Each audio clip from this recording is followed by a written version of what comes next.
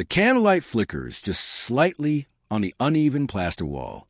The air smells faintly of olive oil, mildew, and the ghost of roasted garlic long since eaten.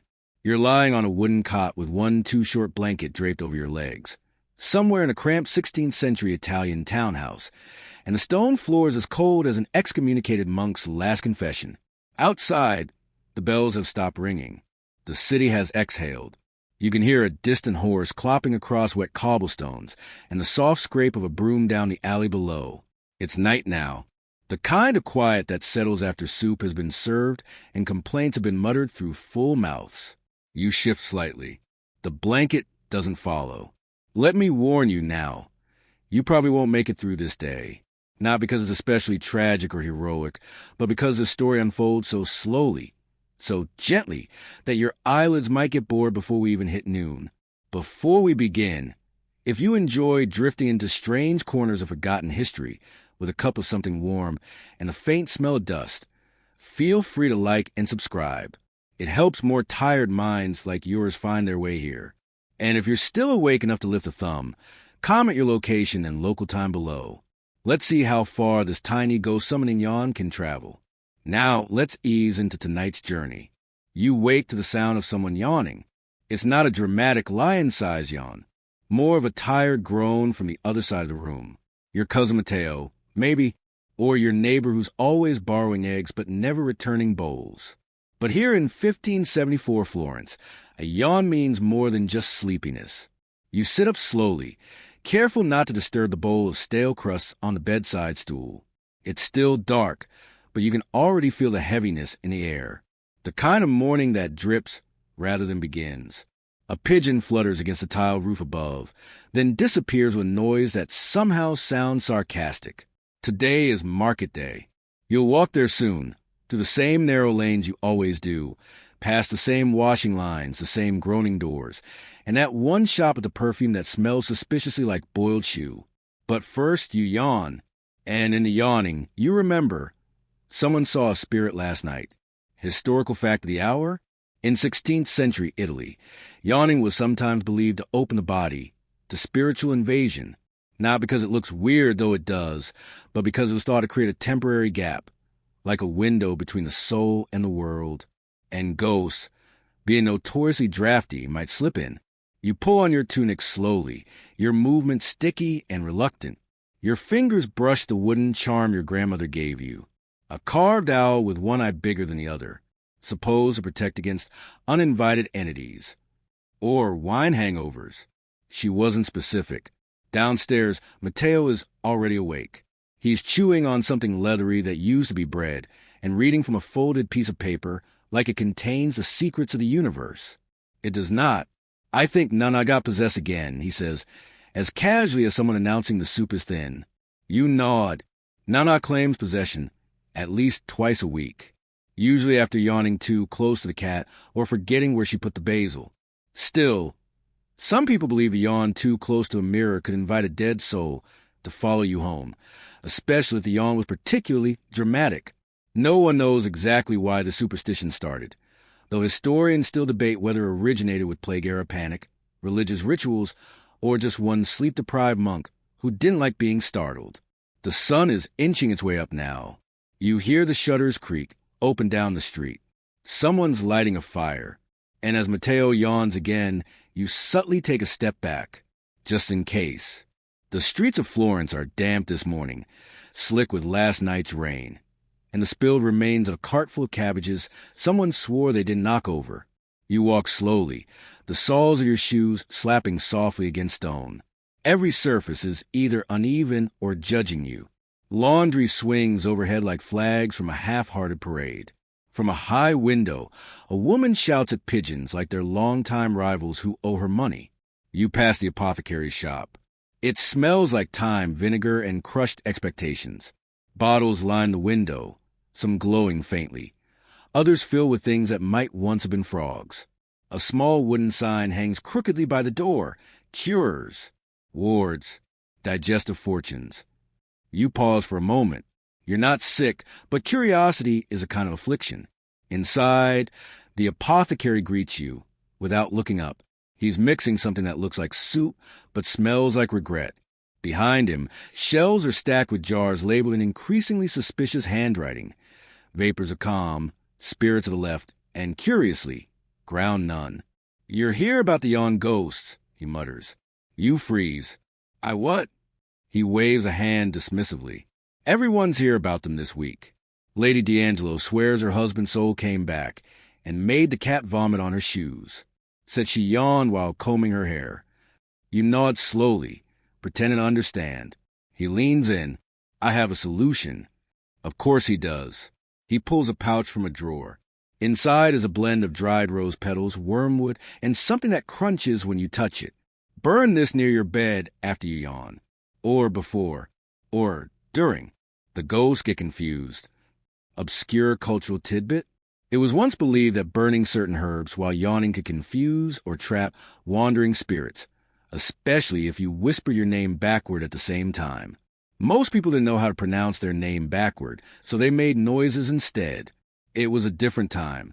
You leave the apothecary with your pouch, your doubts, and a vague smell of something floral and fishy stuck to your cloak. Back on the street, you pass a group of children jumping between puddles. One yawns dramatically and then falls over just to see what happens. Nothing does. You're not sure whether to feel relieved or disappointed. As you make your way to the market square, the bells begin to chime again. Not urgently. More like a reminder, time is passing, and so are other things like patient and ghosts and yesterday's baked goods. Remember the street you walked past earlier? It's back. Only now it's louder, wetter, and filled with the smells of garlic, gossip, and two donkeys who do not like each other. You yawn again, this time quietly, into your sleeve, and you feel, just for a moment, a breeze that wasn't there before. You keep walking, but maybe just a little faster. You arrive at the market square just as someone is yelling about lemons. They're not selling lemons, mind you, just yelling about them, loudly, passionately, possibly accusing one of the lemons of betrayal. It's hard to tell. Florence at mid-morning is a layered thing. Bread, people, bells, arguments, more bread. And somewhere under all that, the ancient hum of superstition, tucked into corners like a folded letter never sent. You pass stalls of honey, bolts of fabric, and a man selling roasted chestnuts who looks like he's been awake since the last papal election. The smell of olives hits you first, then cheese, then the fish. Oh, the fish. It's not so much fresh as it is nostalgic, as if it once remembered being near water and has now returned to remind everyone else. A wrinkled old woman selling mackerel offers you a wink and a tooth. Just the one. You decline respectfully. You stop at a booth run by a man named Giacomo. He's got herbs today, basil, rosemary, mint, and a cage full of doves that are either sacred or for soup, possibly both. He eyes you carefully. You look like you've been yawning. You freeze again. That's twice in one day. I mean, he adds, you have the expression of someone recently emptied. So wise. You're not entirely sure how to respond, so you just nod like it's true. Historical fact of the hour? In 16th century Italy, it was believed that the soul could briefly exit the body during a yawn, especially during moments of emotional weakness. To protect themselves, some people would cross their fingers, snap 3 times, or hold their breath immediately afterward. None of this helped, but it did make yawning in public extremely awkward. Giacomo offers you a sprig of something. Sniff this. Keeps the spirits out. It smells like vinegar and pine needles. You try not to look offended.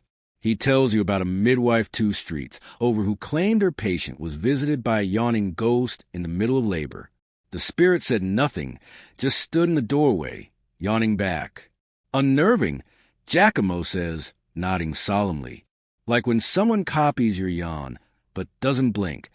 You nod again and buy a bundle of rosemary out of politeness. As you make your way out of the market, you pass a painter sitting on the ground, working on a large wooden panel.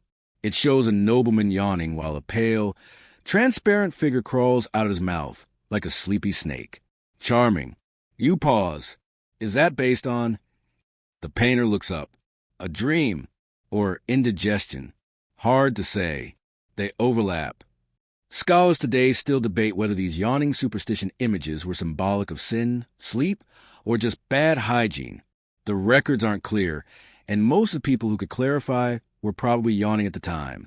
You leave the square with your herbs, your pouch of fishy flowers, and a vague sense that your mouth might be too open too often. A crow calls from the rooftop above. It sounds suspiciously like laughter. You close your mouth, just in case. Back at home, the stairs creak like they're holding grudges. The door groans open, and the warmth of the kitchen drifts toward you like a cat deciding whether it wants attention.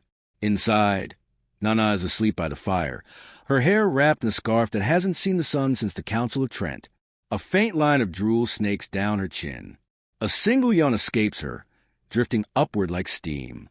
You freeze. Mateo walks past you with a plate of figs.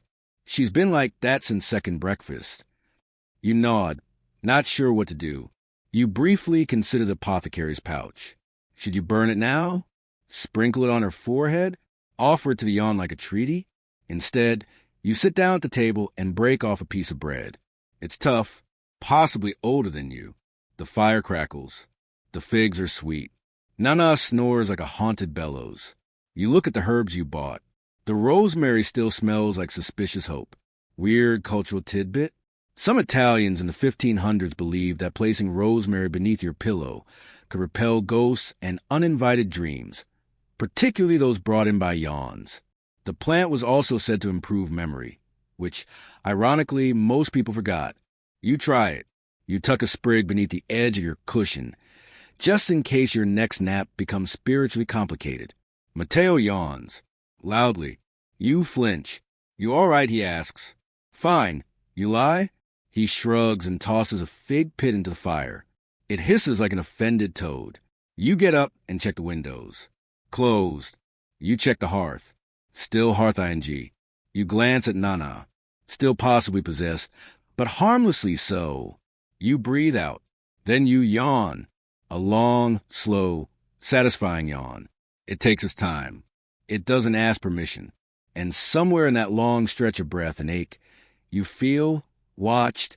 You blink. Just the fire. Just the wind. Probably.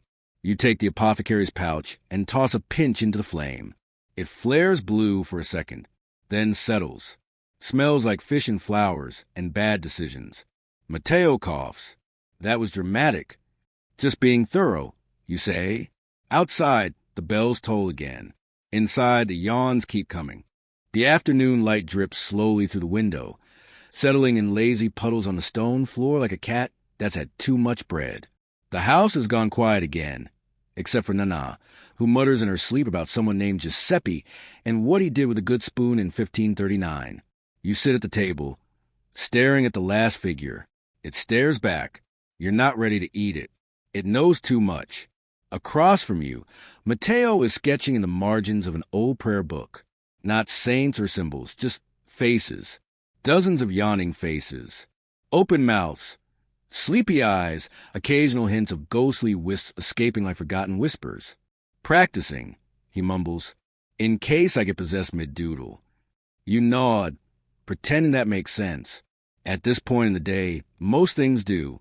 Outside, the street hums with a familiar melody of people pretending they don't believe in superstitions while loudly repeating them. A man sells onions while tapping his chest 3 times after each sale, just in case. A butcher blesses every cut of meat, muttering under his breath, like each sausage contains a moral test. You stand, stretch, and, of course, yawn. Mateo freezes mid-sketch. Don't worry, you say, waving it off. It wasn't a summoning yawn, just a regular, I've had too much cheese yawn. He nods slowly. If you say so. Historical fact? In Renaissance Italy, physicians often debated whether yawning was a spiritual, physical, or moral act. Some believed it was caused by an imbalance of the body's humors, particularly too much cold air in the brain. Others blamed spiritual weakness, poor posture, or eating grapes out of season. The 16th century was thorough, if nothing else. You decide to take a walk, partly to clear your head, partly to escape Mateo's drawing of a ghost with your exact hairstyle. The streets are brighter now. Someone's washing linens in the alley, beating them with a stick like they insulted her soup. A dog trots past with shoe in its mouth and no apparent regrets. You round a corner and nearly collide with the neighborhood priest, Father Paolo, who looks as though he hasn't slept since the last solar eclipse. He squints at you. Have you yawned today? You blink. Yes. He exhales with the weight of a man who has heard that answer too many times this week. I'm organizing a gathering, he says, to discuss preventative yawning practices. Preventative yawning? He nods. There are pamphlets. You take one. The pamphlet is titled Mouths Closed, Souls Intact, and contains helpful illustrations of people resisting the urge to yawn by biting lemons, humming loudly, or slapping themselves lightly with a fish. You thank him and keep walking, folding the pamphlet like a cursed map. Down by the river, a group of children are skipping stones and telling ghost stories, each more dramatic than the last. And when she yawned, the ghost flew into her like wind into a bellows, and now she can only speak backward. My uncle yawned during Mass, and now his eyes glow in the dark. My sister yawned twice, and now she dreams in Latin. You smile, but something tugs gently at the edge of your thoughts. A memory, maybe. A breath you forgot to finish. You pause by the river, watching the light skip across the water like gossip. You yawn again, just a little one, and something in the water seems to blink. But maybe it was just the light. Section 6. You return home to find Nana awake, and eating soup in a way that suggests she suspects the soup might be trying to escape. The cat yawned, she says. You glance at the cat. It's sitting on the windowsill, licking its paw like it's above suspicion. Did anything happen? You ask. I felt cold, she says. But I always feel cold. So maybe it's a ghost, or maybe it's my bones. Nana is practical that way. She offers you a spoonful. It's hot, salty, and tastes vaguely of fennel and dread.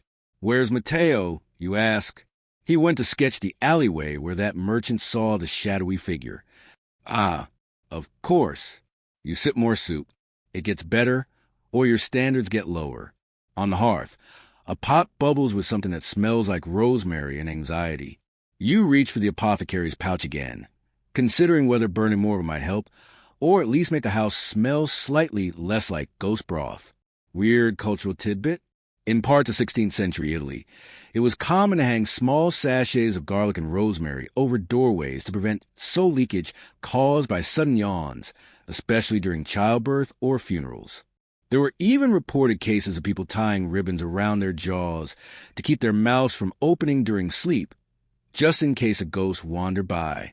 You decide to try it. Not the ribbon, your jaw's opinions, but the herbs. You tie a bundle of rosemary and garlic with string and hang it over the door. The cat watches you with mild judgment.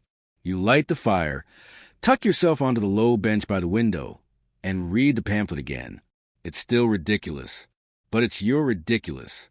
Outside, the alley is quieter than before. You see Matteo walking back, holding his sketches like he's just returned from battle. His expression is serious, slightly haunted. Did you see something? You ask as he enters. No, he says, but I felt something. You nod. Of course he did. He lays the sketches out on the table. Each one shows the same thing. The alley is shadow and, barely visible, the outline of a yawn caught mid-breath. It looks oddly delicate, almost beautiful, like a sigh made visible. Matteo looks at you. What if we're not supposed to fear the yawn? You blink. Go on. What if the yawn doesn't summon ghosts, but allows them to be seen? Like pulling back a curtain for a second. You don't answer right away. The fire crackles. Nana mutters something in her sleep about goats and wedding rings. Historians still debate, you say softly, whether these beliefs were rooted in fear or in a desire to understand the world beyond. Matteo shrugs. I just know I yawned twice and saw the same figure in the alley both times. You both sit in silence. Then, of course, you yawn. So does he. And from the hearth, a faint draft rises, not cold, not warm, just present, like someone breathing beside you. You don't speak, but you both know it was there. The night is quieter than it should be. Not silent, just too quiet, like a street holding its breath.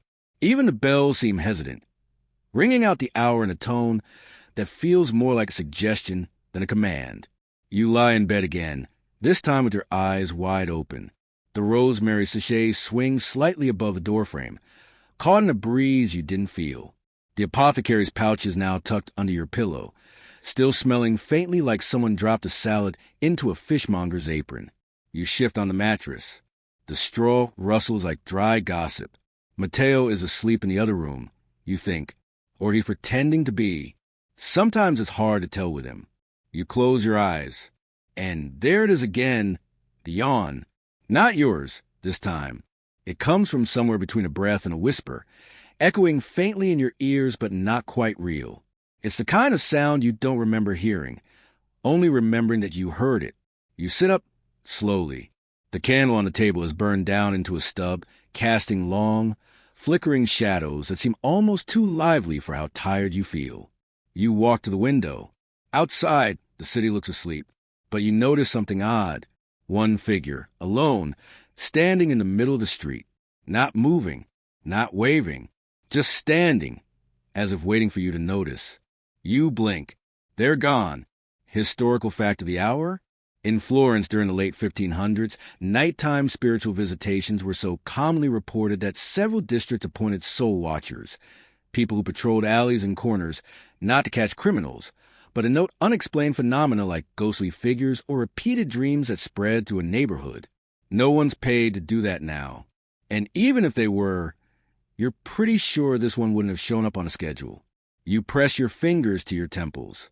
Maybe it's just too many figs. Or not enough figs. Either way, something feels peeled open in your mind, like a shutter swinging in wind you can't hear. You hear a creak from downstairs. Not the good kind. Your feet hit the floor softly. You grab the nearly extinguished candle and make your way down, step by step. Try not to breathe too loud in case something else is listening. The room is empty. Mostly. The door to the root cellar is cracked open, just slightly. You stare at it, candle shaking a little. You don't remember it being open. Then again, you don't remember a lot of things lately. The flame flickers. You take one step closer, and then remember the painter's panel. The nobleman with his mouth agape, the ghost sliding out like a silk scarf. You close the cellar door instead, firmly, politely, with all the gentleness you can muster, as if to say, I know you're down there. I respect your privacy. Let's never speak again. You go back upstairs, place the candle in a dish, and finally lie down. You yawn, and this time it feels like something is watching, but kindly, like someone reading over your shoulder, not peering through your window. Morning arrives in layers, smoke, bells, burnt bread, and a vague sense that someone told a secret last night and forgot to whisper. You wake groggy but strangely peaceful, like your body remembers sleeping but your brain wandered off halfway through. The rosemary sachet still hangs above the door, slightly browner than yesterday. The air smells like candle wax and stale courage. You yawn, but this one feels normal, solid, not the haunted kind. In the kitchen, Nana is boiling something in a pot that might once have been vegetables. Mateo is already sketching again, now adding color to his ghost yawn figures. They look more confident today, like they know something you don't. I had a dream, he says. Was I in it? Yes. You were trying to yawn quietly and dropped the bowl instead. That sounds right. He pauses. Also, the shadow figure came back. It didn't do anything. Just stood there, watching, but not threatening, just curious. You sit down at the table and sip some broth. It's better today. Or your standards have simply collapsed to the level of edible wallpaper. You glance at the hearth. The pouch from the apothecary is nearly gone now. You wonder if he has a punch card. 10 hauntings, get 1 free exorcism. Obscure cultural tidbit? In rural parts of Italy, particularly in hillside villages, it was believed that a persistent shadowy visitor was actually a spirit witness, a benign ghost assigned to observe someone before their fate changed. Sometimes they were tied to yawns, other times to turning 30. Do you think we're just seeing what we expect to see? You ask Mateo. Ghosts, spirits, watchers, Maybe yawns are just the only quiet moment we have in the day, so they show up there. Mateo shrugs. Maybe, or maybe we've been cracked open, like a door, and now they know we're listening. You both sit with that for a while. Nana sneezes loudly and yells at the soup. Back to normal. You decide to go out again, this time toward the old quarter, the part of the city where the walls lean in too close, and the windows never fully open. They say the ghosts are thicker there, like dust in an attic, or perfume at a cousin's wedding. You pass a chapel where someone has painted over a fresco with vines, but the faint shape of a yawning angel is still visible beneath the plaster, one wing slightly raised, mouth open, eyes barely awake. You pause. The chapel door creaks open behind you. No one there, just incense and the scent of old stone, and something else. Something warm, familiar. You yawn again, and it doesn't feel scary this time. Just connected, like someone answering a call. You turn and head back home. As you walk, the city breathes around you. You can feel it now. Yawns aren't traps. They're invitations. Late afternoon in Florence is like a warm exhale. Stone walls radiating leftover sunlight. Shutters creaking lazily in a breeze that smells like time in someone's laundry soap. You walk with a slower step now, the kind that says, I've seen some things, and one of them may have been a ghost. You reach the steps of your home and pause. That same old woman is on the corner again, the one who sells fish and superstitions. She's gnawing on a pomegranate seed, like it wronged her in a past life. When your eyes meet, she raises an eyebrow and says, Still yawning? You nod. Good. Means they're still listening. You open your mouth to ask who they are, but she's already turned back to muttering at her basket of mackerel. Inside, Mateo has placed his latest sketch on the table. It's a quiet little scene. Two people seated on a bench, yawning in sync, while a translucent shape watches from a nearby shadow. There's no menace in it, just observation, like a parent watching over a child too old to admit they're scared of the dark. He looks up. I think it's not about fear at all. You sit beside him. Then what? Vulnerability. Opening ourselves. Making space. You let that sit in the silence. Heavy but not unpleasant. Historical fact of the hour?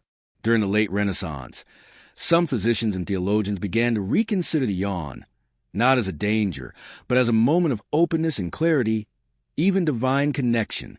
Some mystics even claimed yawning during prayer could signify that angels were near, echoing your breath in heaven. So, what you're saying, you begin, is that I've been accidentally inviting angels into my soup. Possibly, Mateo says, or just very nosy ghosts. Nana interrupts with a pot of something aromatic. Eat this, she demands. It'll keep the spirits out. You take a spoonful. It tastes like garlic, despair, and a little too much ambition. You love it. Later, as the sky begins to bleed peach and rust, you wander to the balcony. Florence stretches beneath you. Terracotta rooftops, rising spires, streets unwinding like old stories. You yawn again, not from fear, not from tiredness, just to see if someone answers. And for a split second, you think they do. A flicker in the corner of your eye. A soft, second breath that wasn't yours. Maybe it was nothing. Or maybe it was someone quietly saying, I see you too. You dreamed that night. Not a chaotic dream. Not one filled with talking cats or flying pigs or past lovers made of smoke. This dream is still, dim, echoing. You're standing in a familiar place, but everything is quieter, like the world's volume has been turned down just slightly. You yawn in the dream. Of course you do. And in response, something shifts. A curtain flutters in a room with no wind. A bell rings far away, too far to be real. And a figure appears, not fully shaped, more suggestion than person. No face, no movement, just presence. It doesn't speak. Neither do you. But somehow, it feels like a conversation. When you wake, it's still dark. You sit up and look around. The candle has burned itself into a little puddle of wax on the floor. The rosemary sachet is still hanging, but one of the strings has come loose and now dangles like a lazy question mark. Mateo is still asleep. Nana, presumably, is having another vivid dream in which Pope Clement owes her 5 lira. You get up and walk to the window. The moon is full tonight, round and pale and wide-eyed as if it, too, is mid-yawn. The city below is quiet, peaceful. You almost forget how much tension hung in the air just a few days ago. The alley is empty. The shadow is gone. Or maybe it never was anything more than your own reflection, stretched and flickering between fears. Obscure cultural tidbit? In some Florentine households, it became accustomed to greet your yawn, placing a hand gently over your heart or bowing your head slightly, as if acknowledging the spirit world watching. It was never formalized, but in several letters from the 1590s, it's clear some families treated yawns like a holy pause, not just an involuntary breath. You decide to try it. Your next yawn comes quietly and you nod.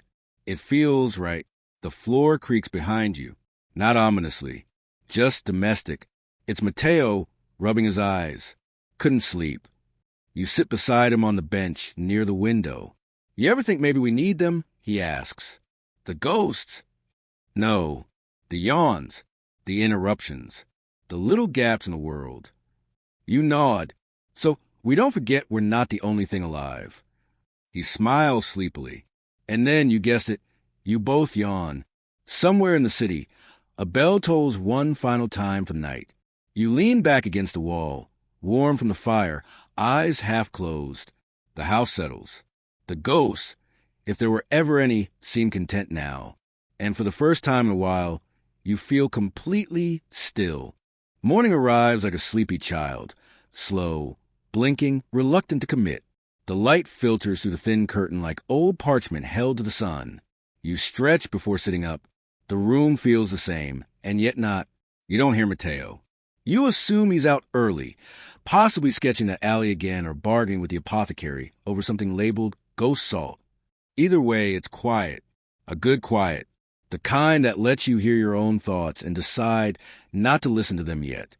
You go to the hearth, relight the fire with a few sticks and a muttered prayer, not to any saint in particular, just to the general forces of, please work this time. The pot still smells faintly of garlic and rosemary, like a memory that never leaves.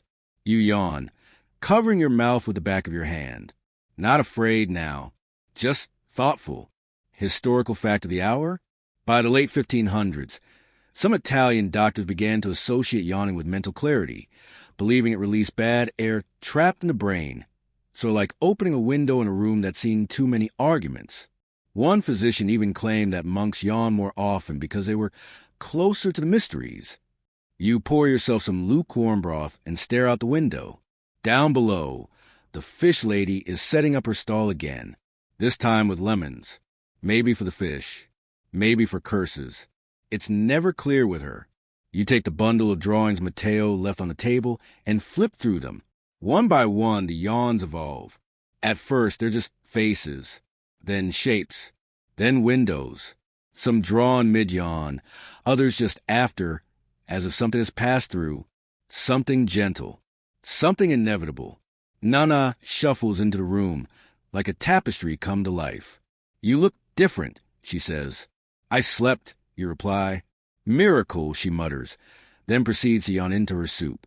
You light the herbs again, not because you fear what might come, but because now it feels like part of the rhythm, like brushing your teeth, or waving goodbye to something you don't see. Later, you and Matteo walk to the edge of the city. It's quiet here. The fields just beginning to bloom, the olive trees stretching slowly like they've been sleeping for centuries. The stone path is uneven but familiar. A goat watches you pass with the expression of someone who's lived through 17 plagues and is unimpressed by your ghost problems. I had another dream, Matteo says. You raise an eyebrow. No ghost this time. Just light and breath. A yawn that opened into a sky I didn't recognize. You smile. Getting poetic now? He shrugs. It happens. As you reach the old ruins just past the aqueduct, you sit on a moss-covered bench that was probably last used when someone still believed the earth was flat. The wind picks up. Warm. Sweet. Drowsy. You both sit in silence. Then, predictably, you yawn. He yawns too, And somewhere in the stillness that follows, you feel it again, that presence. Not beside you, not behind you, through you, a breath that is not your own, a stillness filled with something. Obscure cultural tidbit? In some abandoned churches and monasteries across 16th century Italy, travelers would yawn deliberately in the nave, believing the vast silence would draw out the spirits resting there, just for a moment. They called it tasting the air of the dead. It sounds unsettling, but it was meant as reverence, a gesture of curiosity and peace. You try it. You take a deep breath, then exhale, then yawn. The wind answers. Matteo whispers, "I think we've been wrong." You look at him. About yawns. About ghosts. Maybe it's not about warning or fear. Maybe it's an opening. Like when someone sits beside you and doesn't say anything, but you feel less alone. You close your eyes for a moment. The breeze brushes your face like a tired parent smoothing your hair. You feel, briefly, that you are standing at the threshold of something very old. Not scary, just waiting and always watching. Back home, the streets feel lighter somehow, as if Florence herself has exhaled. The baker down the road hums while dusting loaves of flour like they've misbehaved. Children chase a hoop past a cart of pears. Even the doves look less suspicious today. You pass the apothecary's shop and catch his eye through the warped glass. He raises a brow, then a single thumb, a silent acknowledgement of something unspoken but understood. Inside your house, the light is golden and sleepy. Nana is humming a song with no tune, stirring a pot that smells like tomatoes and comfort. She doesn't ask if you saw anything today. She just hands you a bowl like a blessing. You eat slowly. Each spoonful tastes like the end of a long sigh. Matteo pins a new drawing to the wall. It's a yawn again, of course it is, but this one is different. It's not just a face or a ghost. It's a doorway, a spiral, a quiet center. You stare at it for a long time. You think people will believe us? He asks. You shrug. Maybe, maybe not, but I think they'll feel it. He nods. Yeah, the feeling matters more. Historical fact of the hour? By the early 1600s, many superstitions around yawning quietly faded from public belief, replaced by medical theories of fatigue and air pressure. But in some villages, especially in the Apennines, yawns were still treated with caution, particularly at funerals and births. The idea of spirits moving through a yawn lingered for another 100 years, passed down like recipes no one quite remembered how to cook.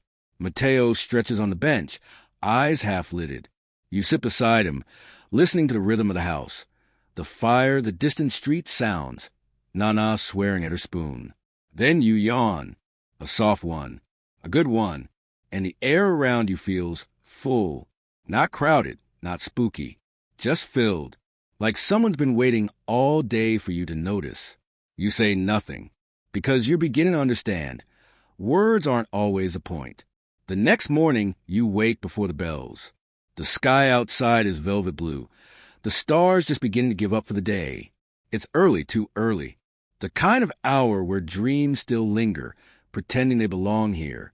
You dress quietly, pull on your cloak, and leave the house. The streets are empty. The city sleeps. You head toward the hill above Florence, where the walls give way to olive trees and weathered statues that look surprised to still be standing. You reach the top just as the horizon cracks with orange. And there, seated on the old stone bench, is the painter, the one who first painted the yawning nobleman. You almost ask if he remembers you, but he speaks first. Been seeing them, haven't you? You nod, not clearly, but I feel them. He smiles, old and wide. That's how they show up, in the space between. You sit beside him. He's holding a fresh panel, unfinished, still damp in spots. This one doesn't show a ghost or a yawn. It shows a pause, just a breath, a single figure seated at a window, mid-inhale, and something barely there watching from outside the frame. You're painting silence, you say. He chuckles. Exactly. You sit in shared stillness, watching the light melt over the city below. Obscure cultural tidbit? In some record from 1580s Tuscany, artists believed yawns could trap a fragment of a moment, like capturing a breeze in a jar. A few even claim their best work was done immediately after yawning, when the mind is returned wiser and washed. The old painter leans forward. You know, it's not about ghosts. No, it's about remembering we're not alone, even in silence, especially then. You look at the unfinished painting again. It doesn't frighten you. It calms you. And in that moment, you realize yawning wasn't the warning. It was the invitation to pause, to soften, to listen. The day drifts by gently, like smoke curling from a slow-burning candle. You return home with fewer questions and more breath. Mateo is in the garden, sketching the rosemary bush. He says he wants to capture it mid-thought. You don't ask. You've learned not to ask when he's in that kind of mood. Nana hums as she sweeps the floor, pausing only to scold the cat for yawning at her with what she calls disrespectful timing. The cat, predictably, ignores her. You sit by the open window, watching the shadows stretch across the cobbled street, lengthening like quiet memories. The sunlight is warm, the kind that feels soft on the skin and slow in the bones. You close your eyes for a moment, just one moment. You yawn, and with it comes a sense of peace so full and round you could cup it in your palms. It's not just breath, it's release, like letting go of something you didn't know you were holding. Historical fact of the hour? In several late Renaissance philosophical texts, yawning was described not as an affliction or omen, but as a form of soul punctuation, a pause written into the body, reminding us to stop, inhale, and return to the moment, not just for the tired, but for the thoughtful. Mateo brings you a cup of wine. For the ghosts, he says. You clink it gently.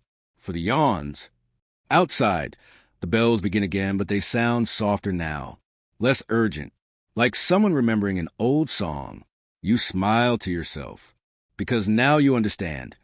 The ghosts were never intruders. They were always there, waiting for you to listen, to breathe, to notice the space between. Wind down 300 words. And now, let your breath settle. Let your shoulders drop, and the corners of your thoughts soften. You are no longer walking the stone streets of Florence, no longer lighting herbs or watching doorways with wary eyes. The ghosts have quieted. The city sleeps, and so should you. Breathe in, slowly, like drawing the warm air of a candlelit kitchen, heavy with rosemary and old stories. Breathe out, gently, like placing a worn book back on the shelf. Its page is still warm from your fingers. The hush of the hearth lingers. You can still feel it. The low crackle of flame, the scent of sleep-soaked wood, the lazy cat curled against your ankle. Even the wind outside has grown still, as if it, too, is settling in for the night. Let the yawns come, each one an opening, each one a letting go. Let your thoughts grow heavy and slow. Let the images blur like brushstrokes fading in candlelight. The ghosts are not watching anymore. They've drifted, full of curiosity and kindness, back into the quiet. And now this stillness is yours. There is nothing to chase, nothing to worry, nothing to remember, just the slow pulse of comfort, the warm echo of stories long finished, and the peaceful certainty that tonight you are exactly where you need to be. So close your eyes softly, breathe in again, one last time, and drift into sleep.